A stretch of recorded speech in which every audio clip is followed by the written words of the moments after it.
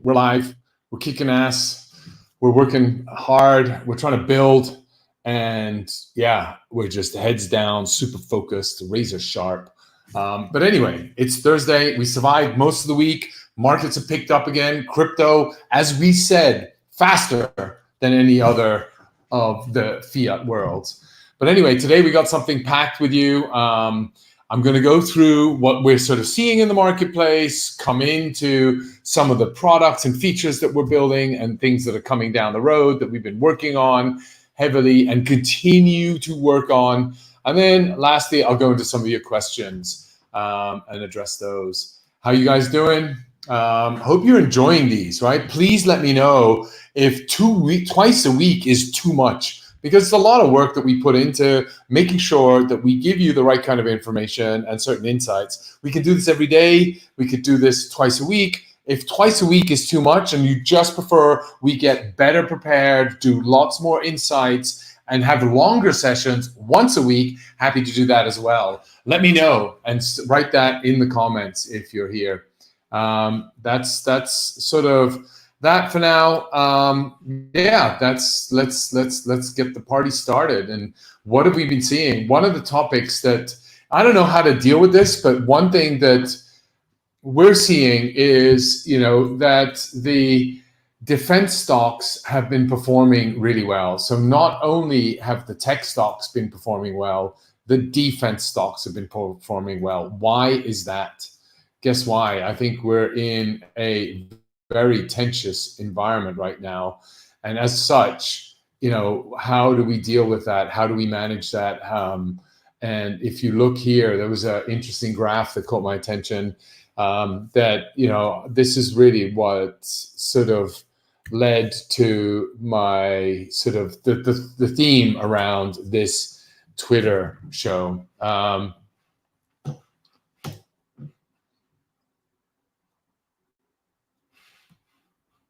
Can you guys see the show?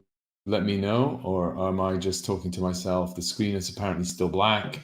Yeah, I don't know what's going on, but anyway, I think it's showing now. I don't see it on my screen. So I've got a new studio environment. What do you think of this? Is this better? Is the audio really good? Hopefully it's consistent and steady.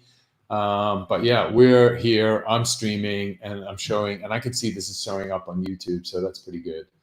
But either way, defense stocks are coming up. I wonder why that is. Ultimately, it's because the war that's going on. How do we deal with that? And is that something good? It's ultimately a conscious decision, but it's not only in the US, right?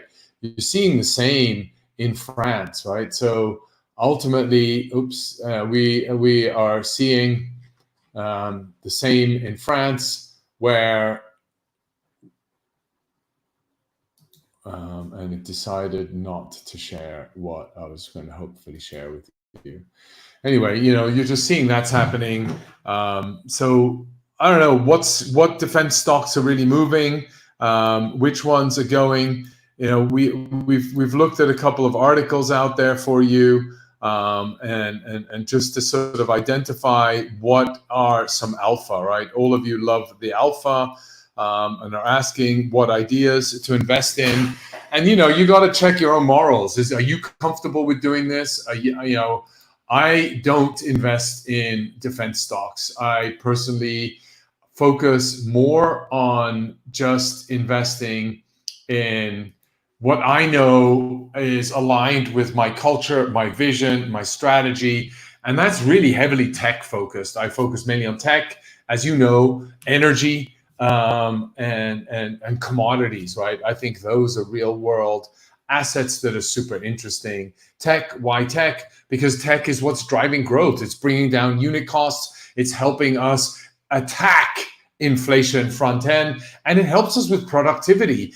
AI will create ubiquitous wealth for everybody, right? Why? Because we can create a robot to do all our tasks and automate that all the time, so that we can then do other stuff. And if we want another one, switch it on. Another one, switch it on. So we can automate the creation of bots and robots out there to help us with specific tasks, all our tasks, and more of the features and functionalities will be aggregated into broader range of functions, and they will know your habits, your preferences, and then you can make your life a bit easier. That's where I put my investment. Energy, why? Energy is the engine of growth. So number one, technology, it gives us the tools that we need to create growth and allows us to create products, services, and solutions that help us with growth. Energy is what feeds those tools that we need to drive growth. AI is going to consume 5 times more than blockchain. And funny, you tell me what you think about this, where AI consumed 5x more energy, but it's okay. Nobody's creating the FUD that they did when blockchain and Bitcoin mining was supposedly creating really bad for the environment. It was creating so much energy and consuming all of this energy and stealing it away from everybody else. And it was really bad for the environment. We never talk about that in AI. Why? How come that is the case? Is it because there is an ulterior motive at a national level, at a company level, at the WEF level, associated with AI? AI is more PC than crypto. Crypto attacks the foundation of the financial services sector, money, which is what gives the centralized authorities power. AI allows them to aggregate and re-centralize power. So what does that mean? And is that politically correct? And that is allowing them to thereby try and reduce the noise associated with using AI. Anyway, those are my areas that I'm really interested in. Why commodities? Because commodities are the resources on this planet. How do we use these resources? How do we reflect the appropriate value for nature, for the world's resources, in the construction of the tools, products that we use on a day-to-day basis? And how can everybody participate in giving those resources their appropriate due market value? And that's really why I personally like those 3 categories a lot. Then there are some outliers, but they are more sort of sentiment and appropriate or just trend related, right? Bio, I think, I'm definitely an athlete. I love my sports. I do a lot of sports. So as you've listened to some of my other podcasts, I think that the medical area, where we can start to personalize medication, where we can start to personalize treatment of specific issues, where we can personalize the enhancement of specific performances, etc., will be really interesting. But moving on, coming back to the topic du jour, of the day, that is, defense stocks, right? We're looking at defense opportunities. And so I shared with you 2 graphs earlier around what is going on in the defense space, and what are the big defense companies that are building out there. And whoa, something's going on. I know something's going on. Anyway, here we go. Just to give you and share some upside over here, I'm going to share a quick report that we have found that I thought you might find interesting, right? So everybody's got an opinion, what's the best performing stocks, but here is just who are the usual suspects in here. TransDigm Group, Northrop Grumman, L3Harris. So anybody walk through airports lately? Those electric scanners that you walk through or you put your bag through, those are generally by L3Harris, big company. Their implied upside over August 12 close is another 20%. Textron, Curtiss-Wright, Embraer, which is a Brazilian plane company. I'm not sure I would consider them a defense company, but they are out of Brazil. They build jets and are very popular, particularly for the 100-person carriers. So, and then here it goes into all the details associated with that. Why? Let's go to Embraer and have a look at what it's saying. Brazil-based Embraer is one of the world's top regional commercial aircraft manufacturers, like I told you.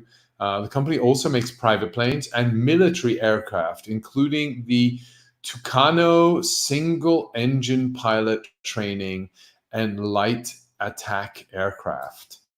Interesting. There you go. Okay. I mean, I think, a long story short, though, you're looking at these companies. I do feel we're missing some of the big opportunities, right? And where we're seeing a big shift is in the defense category. We're seeing a level of modern companies evolve, right? And what are those modern companies, and how is modern warfare going to be addressed, right? We know, on the one hand, it's going to be around, data, right? So attacking data, tracking energy, those are all going to be aspects that we're going to try and address. And I don't know if any of you've seen this documentary, Stuxnet. Really, really cool. Here, let me just quickly have a look here. I don't know if you've seen this documentary. Worthwhile, a really cool watch. Why was Stuxnet so popular? It was really, a malicious computer worm targeting SCADA systems. They were energy systems. And it was really going after the energy generation in Iran and going after a power plant that was using Siemens centrifuges, and they were building an attack, a virus that would go in and attack the centrifuge itself. There's a really good documentary out there. Here, search videos, so we can go here. And by the way, if you're looking for a search engine, an independent source of truth that is not going to be jaded by filtered content or anything, I use Perplexity. I've changed my default in Google Chrome to use Perplexity, and so you can do that really easily. But here, go check out and see if you can watch the video Stuxnet. It's really good documentary. It's about an hour long, so yeah, you can then just go and watch it. That said, defense, so data, virus insertion, shutting down energy, attacks like that are going to be modern day warfare. Why? Because when communication comes down, rumors blossom, confusion arises. And so how do we deal with that? And how does community, and by the way, it's surely a lot more cost effective to find out an attack and use that as an attack vector versus trying to do other types of attack solutions. Yeah, so that's, right now, I think, you can read here. Another opinion is why are these stocks booming, right? And it's not because Nancy Pelosi or other officials have started to purchase and government representatives are buying their shares, but it's more because the world is on edge, right? I mean, you're seeing what's happening in the Middle East, you're seeing what's happening with Russia. All of these elements are driving uncertainty. Invasion of Ukraine, you're seeing the Hamas, you're seeing what's happening on the Houthis. The Chinese government is increasing their military budget. You've got Taiwan around the corner. Japan increasing their spending. So everybody's spending money on tools to destroy things again. So funny that, right? I mean, how ironic is that? We're building solutions so that we can break more things, so that we can rebuild them again. So I guess that's just the way the world works.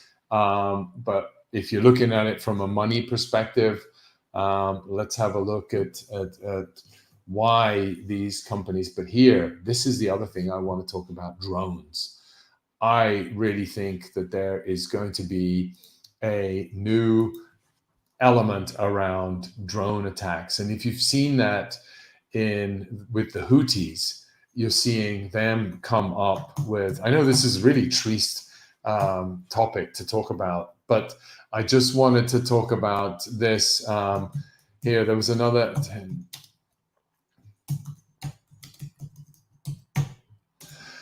yeah, so it's very sad, and I'm talking about this, but you can have a look at how they're performing and the stocks, and just a couple of articles on what is going on in this space. Maybe we don't want to talk about it too much, but there are a couple of things, right? So I did mention the drone attacks, and there's a really interesting topic.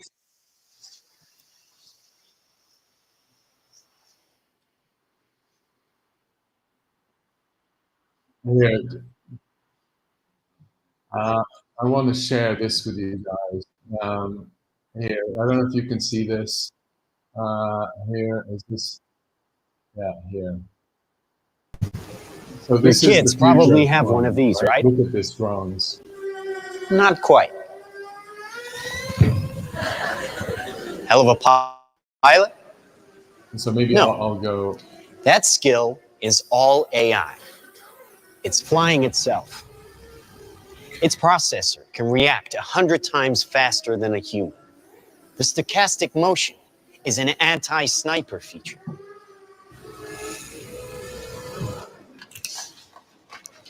Just like any mobile device these days, it has cameras and sensors, and just like your phones and social media apps, it does facial recognition.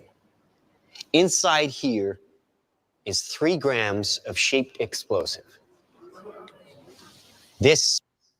So look at that. They're using technology that's using AI. And by the way, one of the first companies, and this goes back with a lot of legacy in semiconductors, in developing AI embedded in these semiconductors, is Qualcomm, right? Qualcomm has been investing in AI for a long time. They've realized the importance of drones and the need for AI in drones to be able to, number one, control all these features, to have self-controlling, to interact and work as swarms. So really interesting. Take a look at Qualcomm if you're interested. They also do it for chipsets for the mobile phones. These are all going to be AI enabled very soon as well. So that, to me, is an interesting technology that will support not only drones, but also other things, and mobile phones and IoT devices. They're all going to need small little semiconductors in there. And maybe ARM. ARM is very focused. It's very light energy, doesn't need too much energy consumption in contrast to Qualcomm, but they can work in IoT devices. So think about those stocks, maybe not necessarily for defense, but more for AI. But all these little devices are going to have intelligence at the edge. And what does the edge mean? That helps do this. But I'm going to come back to this here quickly and share this with you. It's moving pretty slow. Let's go play. How it works is how it works. Just threw it out there.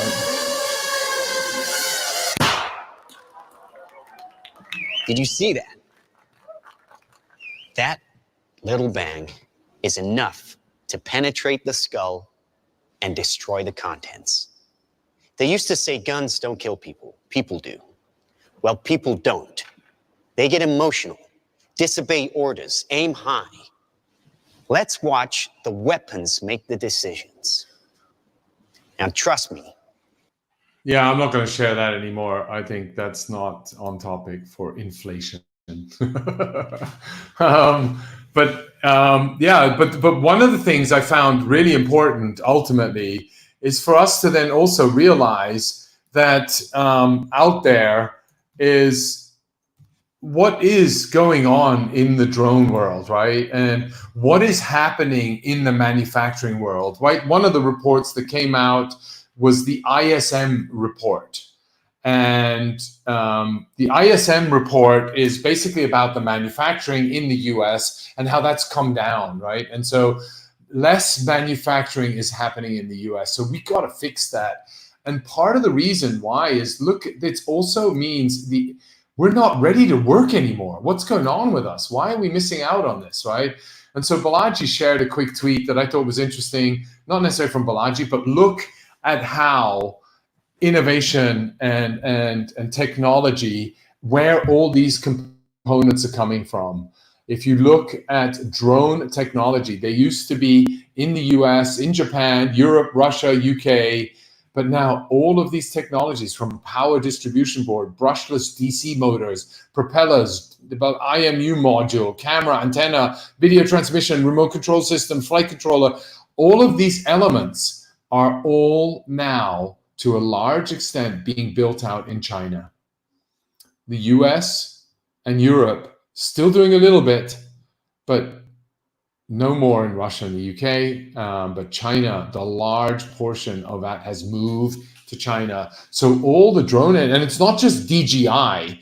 DJI is one of the big companies in China building drones, and they're the sort of most famous. And I don't know if some of you have seen, you can have mics clipped to you, also provided by DJI. So they do a whole bunch of small consumer electronics and have built that out.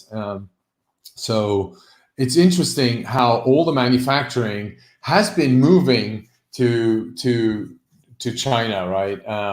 And they have also started limiting, for funny, export of drones to the US because of the slight tensions. They're starting to exercise, impose export controls. So things are happening. US tightens control. China imposes export controls on drones amid rising tensions with the US. So I don't know, man. There's lots of back and forth going on. But just to share with you, manufacturing is dropping, and manufacturing in China is very strong. What is the new candidate coming into office going to do about increasing manufacturing onshore?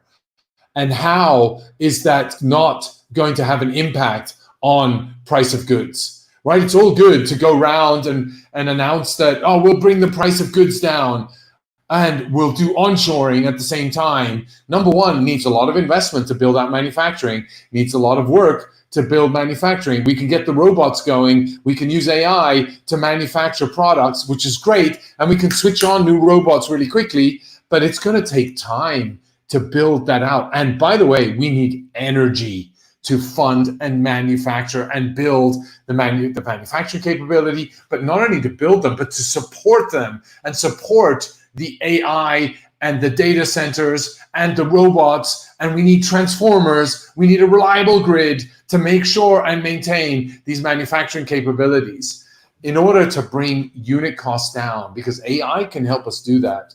But we need to balance that. And those are things that are all going to come up in the equation about inflation and the economy. And those are things that we look at into the future as we try to predict more about what we're doing. Anyway, those are things that I just wanted to share. Big macro, alpha. Hope you found that interesting. Hope that is thought-provoking. It is definitely concerning around the power of mass destruction, I guess. So let's not let it get to there. And we need a strong leader to hold us together. And we need to open source some of the technologies. I was talking about it earlier. I think open sourcing, what Facebook has done with Llama, has been amazing in terms of open sourcing it. What do you do with open sourcing it? And Grok, well, I'm sure, will be open sourced as well. But what does that open sourcing do to the world? It levels the playing field. It levels the playing field. Sorry, I'm getting so excited and animated about this. But as it levels the playing field, then thereby everybody has the same tools and access to the same types of capabilities. And so it deters any kind of thought of it's just a good deterrence, right? Everybody is equal. Everybody has the same opportunity. and then thereby it sort of levels the playing field. That's sort of the view around open source, and any single advantage is immediately leveled out because it's immediately open sourced. Now, I'm sure in-house there will be adaptations that will be powering one entity over another, but it will be equal level playing field that everybody can access and build out their own capabilities, and there'll be no superpower that then bullies or threatens another power, and so then thereby feels a need to retaliate and use other accesses to that. Anyway, that's sort of the view and view. That's sort of at a high level overview around what is going on, a bit of macro.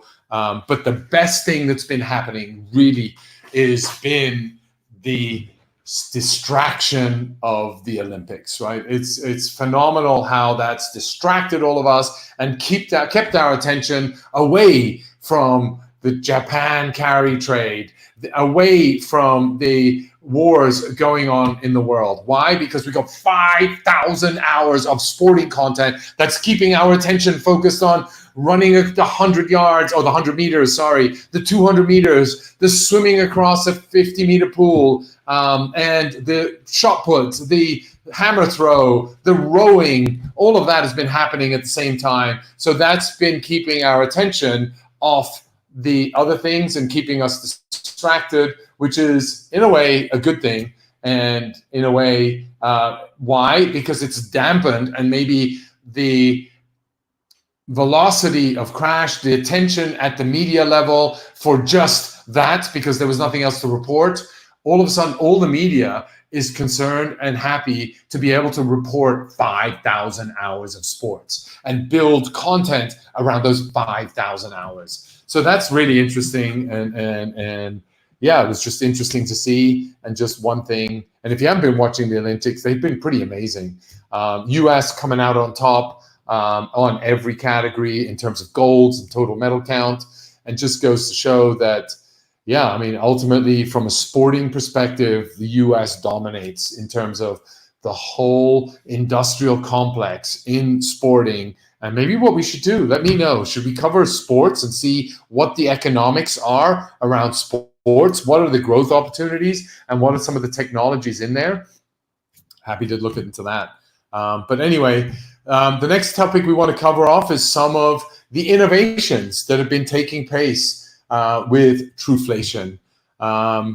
We have a interesting report coming up. You've seen the Truflation electric vehicle report. We have a Penn State report coming out, a white paper with Penn State on the real estate market. Why? Real estate represents a big portion of overall household spending, right? And real estate, a lot of not only spending, but actually savings really matter. You know, it's got a lot of wealth is tied down in the housing market, right? And so, and the housing market is very dependent on interest rates. And so, if you look here, housing market, you can come to Truflation.com. You can see in aggregate how the housing market has really experienced inflation, right? You can see it in owned dwellings. So you can just hit these buttons up here, and then you can see we have released all, and you can see owned dwellings has gone up in terms of cost for owned dwellings has gone up, right? This is not the asset. This is the spending in that asset. Renovations are, and so you can see down here, this is housing is 23.2% of it. It's broken down into three subcategories. Owned dwellings includes mortgage payments, property taxes, maintenance, repairs, and insurance, other than household and other household expenses, right? So maybe a washing machine goes in there. And I don't know if you saw, but Whirlpool announced a drop in earnings because there's less investment going into washing machines, dishwashers, air conditioners in the development of new housing, right? So again, another company dropped and missed earnings because less sales in appliances that go into the houses, right? So Yeah, so that's sort of what we've seen. You can also see rented dwellings, so people renting houses. What's that? So if I take out other lodging, actually no, I keep own dwellings and then take back rented dwellings and take out own dwellings and other lodgings. Wow, up 25% since the beginning of the decade 2020. And then you can see housing in total is up over that period in time. But housing in total is still experiencing a big shift. And so Amy Nixon, who's been on the show on the Twitter Spaces at Truflation, she was just sharing an article that, dude, I don't know what's going on with my browser, but I'm going to share this with you anyway. So she posted open houses last weekend in McKinney, Texas. So they're talking about this. Why is this so? Look how many houses are up for sale. And why is this important, right? We're in August. In September, we go back to school. And so she's going, this is a suburban region with rather larger homes bought by families with school-aged children. So nobody's buying these homes, or a lot of them are up for sale. So either there are no more families with children, nobody can afford these houses, nobody wants to buy these houses, or something, which means if you haven't sold your house by mid-August when school starts, it doesn't bode well for you, right? So yeah, we're 1 month away and nothing's been sold, a lot available to buy. What does that mean? Maybe what's happening is this transition. You know, they have been up for sale for quite a while. Nobody's buying them. Families are moving away, and new families coming in looking for them. And maybe there are not enough new families coming in looking for them. Nobody wants to buy. Interest rates still too high. But I think that said, I'm going to come back to the Fed Watch. And what I'm going to share on the Fed Watch is, you can see here, what are they talking about in the FOMC meetings. Here you can see, again, interest rates. Everybody's anticipating interest rate drops. And you can see, ooh, it's 55% and 44%. So you can see this changes all the time, right? And so, you know, it was 68%. It already dropped to 55. So more and more. A week ago, it was up at 78%. We're anticipating, you know, it's 22%. We're anticipating a 50% drop. So look how that's grown from 4.6 to 22%, 69%, up to 55% now, right? So more and more people betting on the fact that there will be a big 50% drop in interest rates. You know, it's possible. It's very possible that that will happen, especially given it's election year. But I don't know if all of you saw, the government has started to announce a printing schedule, right? So there's a Treasury has just announced a buyback schedule. So I don't know if you've seen this. But the Treasury has announced the buybacks $50 billion. So we keep interest rates high, but we buy back T-bills from the banks. So we'll feed money into the banks, who hopefully pass on loans and drop mortgage rates a little bit to allow for people to afford to buy a new home. But the banks will get a piece of the pie. Money is going to them. 50 billion is being injected into the market. And this announcement is that the 50 billion will be coming on a month-by-month basis consistently over the next couple of months, at least until the new election. And then we see what happens. But this is an injection of liquidity into the market. So that's another interesting fact that's happening. So stay tuned to see what this, but what does this mean? The $34 or $35 trillion in debt is only going to grow because this is coming out of the budget. Where and how do we get this money back? Question mark. Is it going to be tax payment? Is it going to be growth? Let's hope it's growth, right? the other thing, what we've been working on, and if you've been following the Truflation Twitter, which I hope you have, we have announced our report. The report is out. I've seen it. I've read it. Our customers will learn about it tomorrow once all the graphs are updated. And so if you're a subscriber, or if you're not, you get this early. And otherwise, join our spaces on the August 13th. Sorry, not March 13th. We had one on March 13th as well, so that's why I'm a bit confused. Henrik Zeberg will be joining Oliver. Oliver will go into the details on the report and share our prediction and where we see the future and the rest of this quarter going, and he'll share predictions into that and beyond. And then we'll have Henrik on there, and he'll give his insights on from a macro perspective as well. But if you go and you are on our Twitter, you can see some of what are the categories applying downward pressure, what's applying upward pressure. So go follow it, check it out, and remember, sign up for the spaces on August 13th. So we're trying to bring and educate as much as we can the community and hear from you in terms of what we can do. Let us know if you find this helpful, if you'd like a copy of the report, or you'll have to wait and sign up to our newsletter, because our newsletter gives you a summary of that as well. And so that's another way to get access to this. And if you pay in Truf, you only get it for $12.99. Anyway, that's sort of what we've got work coming for you. And then I can share, I'm not sure if I should do this, but I'm already 36 minutes in. I said I was going to try and keep these 30 minutes. But we are going to, actually, I'll save this for next week.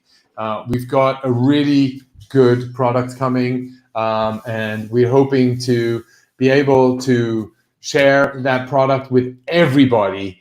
And we've been working on this for quite a time. The team have been heavily engaged in it. It's going to be in a Spanish language, and it's going to be targeted at a country that has done an amazing job at least in terms of bringing down inflation from an extraordinary high number. And so stay tuned to that. The other thing that, if you haven't seen it already, I'm going to share with you what we've done, and that is already public for you to see, is here you go, you go to the Big Mac, you go to the Truflation market space, and you can see all of the new countries where we track the cost of a Big Mac and how that's evolved over the time in a market. So here you can see a Big Mac was 3.5 euros in Spain back in 2011, and today it's up at 5.4 a Big Mac. What does that in percentage points? That we will fix, because you can't see that right now. But I have some sort of bug in my event handlers on this element blocked UI updates. Okay, so I got to update my UIs. But we've been improving this. Give us your comments. Tell us what you like, what you'd like to see around these indexes. Which country would you like to see tracked? But I was talking about a country that we've been working on for the Big Mac index, and it we haven't launched it yet. We've kept it quiet. So if you can see all the countries here, and you see we've done Mexico, we've done Brazil. There's one other country. Anyway, Brazil is pretty high, the inflation, and you can see here max period. So it was going down from 8 real in Brazil all the way up to 24 real a Big Mac. So prices do significantly change, and we've combined all of this into one graph for you. So again, if you're following us on Twitter, you will get these graphs, this kind of information, and you can do with it what you want. It's up to you, but it could be helpful on that. One thing that's really interesting, though, is Here, I'm going to just share with you the aggregate view on the Big Mac. We have so much, guys. We're just working tirelessly to bring to you as much as we possibly can around, and helping educate around all the things that help you get this financial and economic data at a extremely affordable price, so that also you can get a competitive advantage. But here you can see, this is on my tiny little iPad here that I've got connected. But here you can see we have Brazil, and you can see in the last graph I shared with you, remember it went up from 8 reals all the way up to nearly 25 reals. So that's about a 300%, a 600, 700% increase, which is reflected here. But a country that we've been doing a lot of work on, and with in partnership with their representatives at the public offices, you can see we had to do a whole different scale to track the price of a Big Mac in Argentina, 140,000. So take a look at that. And yeah, that's a graph that we'll share and share more with you. We're just trying to visualize all the different aspects of what we're working on and being able to share that with you. And hopefully you like these graphs. Let us know. It's like you can share with us anytime, your comments, your thoughts around that. Yeah, so that the other design we did was we tried to look across the different categories in terms. Anyway, I won't go into that right now. I'll share that a bit later. Yeah, that's sort of what we've been working on. I can give you a quick glimpse on what is coming. I can't help myself because we will be announcing it, I think, on Tuesday next week. So actually, no, I'll hold back and just let you guess. If you've been paying attention, if you've been coming to the show, you'll know what we'll be talking about. And this is all, by the way, coming off the TSN. So think of the TSN, the Truflation Stream Network, as the on-chain Bloomberg for data and financial and economic data. Just think that's the easy way to think of it. What is Bloomberg? Bloomberg is a news terminal where you can go and search and query any kind of data. What Truflation.com is the visualization of that data repository. All of that data is being provided to some 20 different blockchains. I shared the ecosystem in the past. Guys, this is really something big. We're really trying to do and change the way people can interact with financial and economic data. Not only people, also developers, so that they can build interesting products off the back of this data. Yeah, so now we're going to go into the community questions, right? I've shared enough. I'm not going to tell anymore. I hope you liked what you see, and you'll like even more what's coming. Our Penn State report is going to come out very soon, and as is our new index of a new country. So stay tuned. Tuesday we will share more about that. So that's really it right now. So I'm looking at some of the questions. Should we invest in war stocks? What do you think? Yeah, I don't know about war stocks. I mean, I shared a lot of stocks and ideas. So if you want to go back and watch that, you can go back and watch that. I won't go into the specific stocks. I hate war. I hate violence.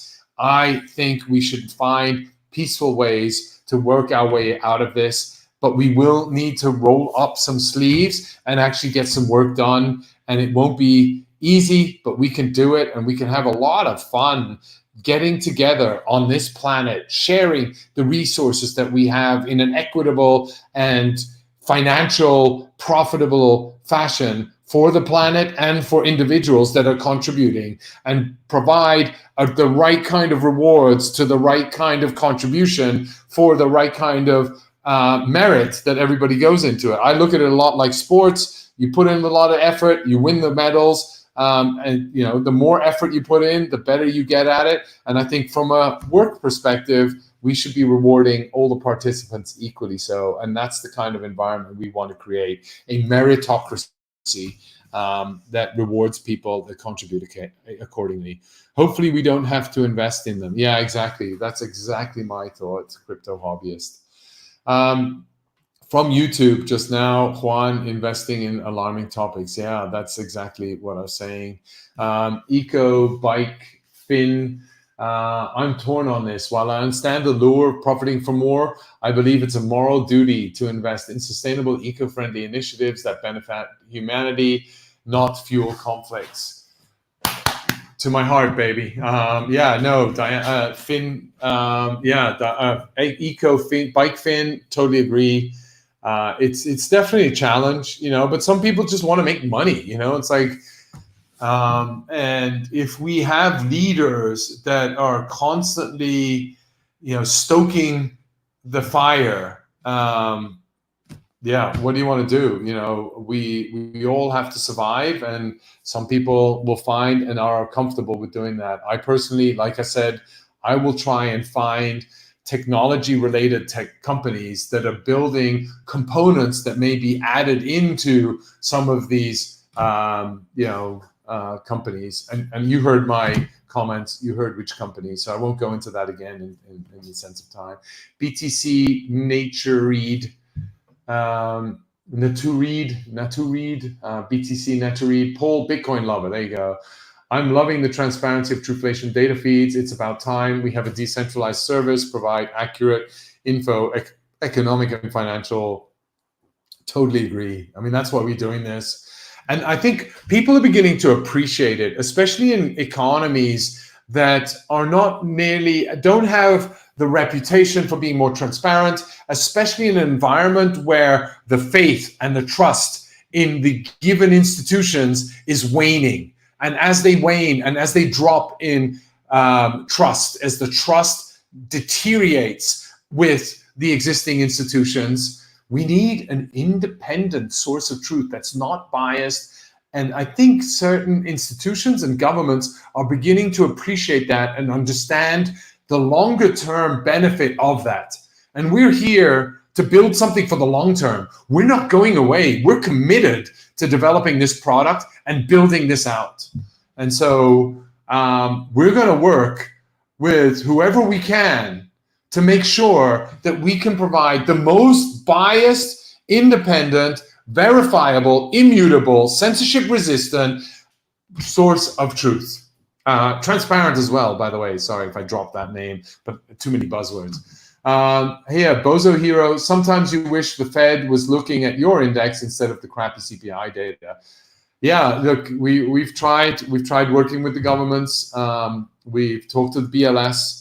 Let's see what they do. I'm sure the Feds do hear about Truflation. They must know about us. I think we have to be around for a bit longer. They like Lindy, and we don't have the BLS Lindy or the traditional systems that are over 100 years old. We're building this from the bottom up. We're not coming from an elite top down, from macro and economists that tell us inflation won't happen. 100+ economists go out there, all Harvard educated and top educated, and can tell where it's going to go, but they always get it wrong. So we're trying to build this from bottom up and leverage technology to be able to do real-time casting of what 18 million items are telling us versus 80,000 on a survey panel basis on a monthly ratio, on a monthly cadence.